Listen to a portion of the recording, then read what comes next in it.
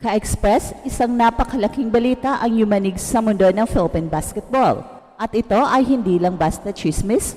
Confirmed na mga Ka-Express, si Kevin Kiambao, ang pride ng De La Salle at ng Gilas Pilipinas, ay lilipad na pa US sa susunod na linggo.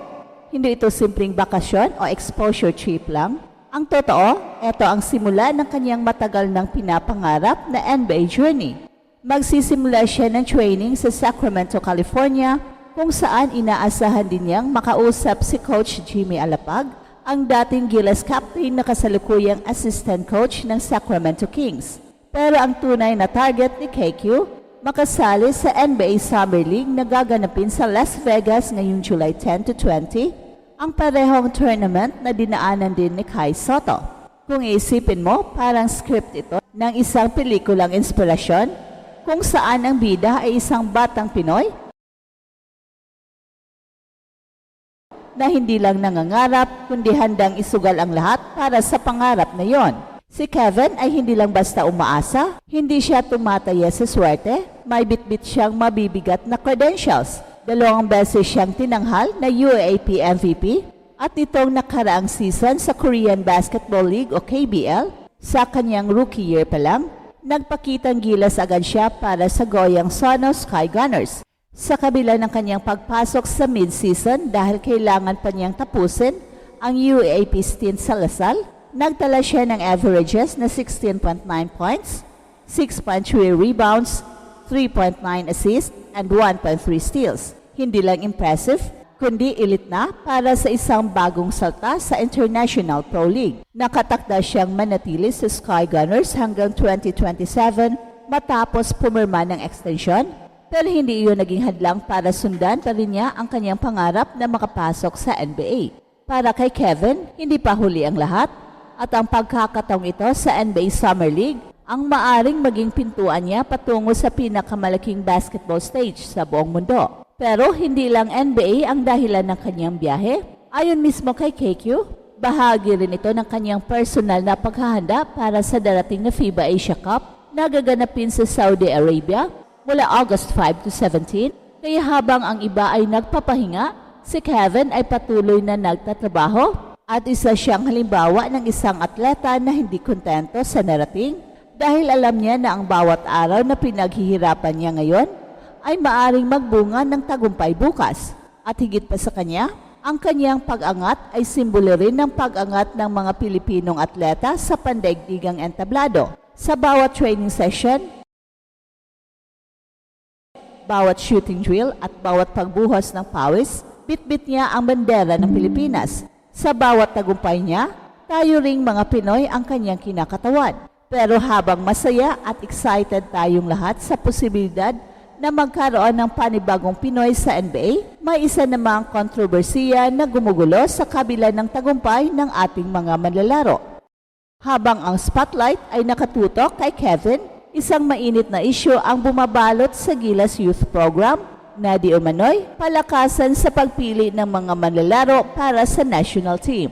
Maraming netizens ang nagpahayag ng pagkadismaya at pagkaduda matapos ang pagkakabuo ng 12-man lineup ng Gilas Youth para sa FIBA Under-16 Shaba Qualifiers. Ayon sa mga online critics, may ilang players daw na nakapasok hindi dahil sa galing, kundi dahil sa koneksyon. Dahil anak sila ng dating PBA o UAAP stars at may connection umano kay Coach L.A. Tenorio na na-appoint bilang Gilas Youth Coach noong November.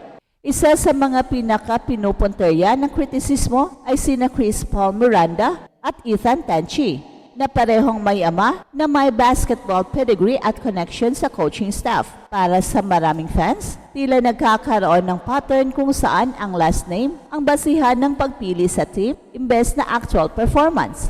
Ayon pa sa ilan, ang sistemang ito ay hindi na bago at bahagi na ng mas malawak na kultura ng patronage o palakasan sa Pilipinas. Pero ang masakit dito, Ka-Express, ay hindi lang sa coaching staff na ibabato ang bato, kundi sa mismo mga batang pinaghihirapan ding buuin ang kanilang mga pangarap. Dapat nga ba sila ang sisihin?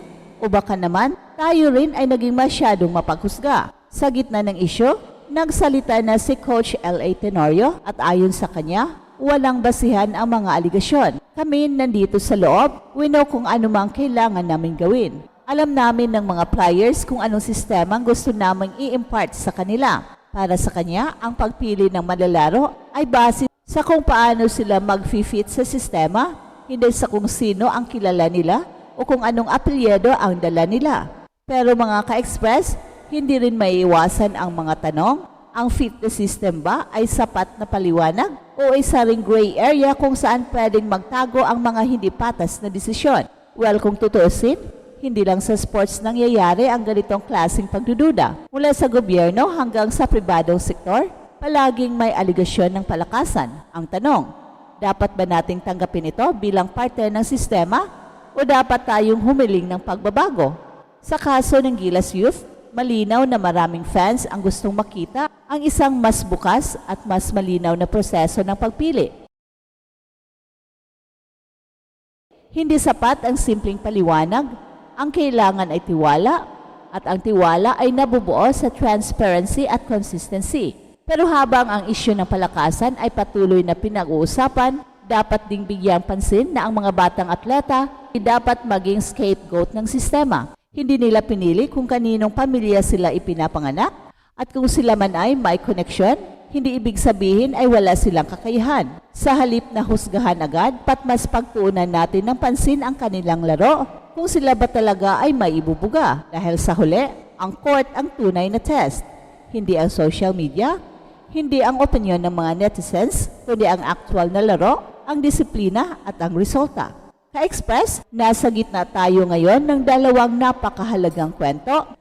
Sa isang banda, nariyan si Kevin Kembao, sumasagisag sa pangarap, sa tiyaga at sa walang sawang pagsusumikap para makamit ang pinakamataas na antas ng tagumpay sa basketball. At sa kabilang banda, nariyan ang isyu ng palakasan sa Gilas Youth. Isang paalala na kahit gaano kagaling ang mga atleta natin, hindi pa rin perpekto ang sistemang gumagalaw sa paligid nila. Kaya naman ka-Express, habang inaabangan natin kung makakapasok nga ba si KQ sa NBA Summer League, sabay-sabay nating bantayan ang takbo ng Gilas Youth. Magtanong tayo, magdemand tayo ng transparency, pero higit sa lahat, suportahan natin ang mga batang atleta, lalo na ang mga tahimik lang na nagtatrabaho sa likod ng spotlight. Dahil sa huli, lahat tayo ay may papel na ginagampanan sa paghubog ng kinabukasan ng Philippine basketball. Tulad ni Kevin Kembao, lahat tayo ay may fight na kailangang abutin. At kung sama-sama tayong magtutulungan, tiyak na hindi lang isa, kundi marami pa ang lilipad mula Pilipinas patungong NBA. At ito ang Express Info na kung saan bawat kwento ginulat ang mundo. Don't forget to like and subscribe.